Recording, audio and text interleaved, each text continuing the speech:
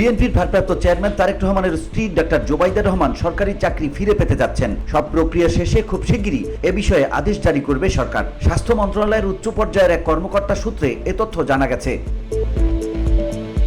2013 সালে দেশে ফিরে নিজ কর্মস্থলে যোগদান না করায় বাংলাদেশ সার্ভিস রুলস অনুযায়ী চাকরির অবসান হয় ডাক্তার জোবাইদার।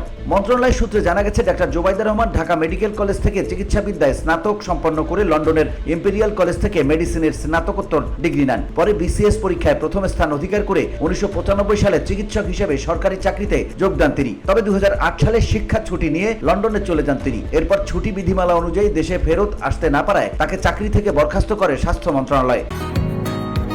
বসুন্ধরা, উত্তরা, বনশ্রী, কুড়িল ও বাড্ডা সহ রাজধানীর বিভিন্ন স্থানে অভিজাত ও অত্যাধুনিক মানের ফ্ল্যাট কেনার এক নির্ভরযোগ্য প্রতিষ্ঠান প্লেজেন্ট প্রপার্টিজ লিমিটেড। তাই আপনার স্বপ্নের আবাসনের জন্য আজই যোগাযোগ করুন।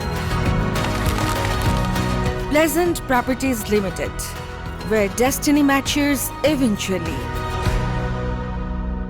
স্বাস্থ্য মন্ত্রণালয়ের উচ্চপদস্থ এক কর্মকর্তা নাম না প্রকাশ করার শর্তে ইউএনবিকে জানান, স্বাস্থ্যসেবা বিভাগের জ্যেষ্ঠ সচিবের নির্দেশে এ বিষয়ে শৃঙ্খলা শাখায় তার ফাইল চেক করে দেখা হচ্ছে। কেন তাকে চাকরি থেকে বাদ দেওয়া হয়েছে তা যাচাই বাছাই করে দেখা হচ্ছে। কি সিদ্ধান্ত আসতে পারে জানতে চাইলে তিনি বলেন, এ বিষয়ে ইতিবাচকভাবে এগোনো হচ্ছে, কারণ তখনকার সরকার চাইলে তাকে চাকরিতে বহাল রাখতে পারত। এরকম অতীত নজিরও আছে।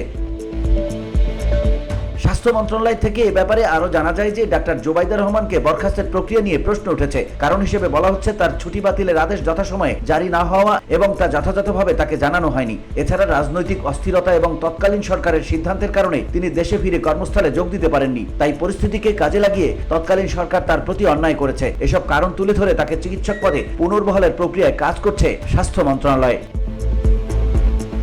VOD Bangla news desk.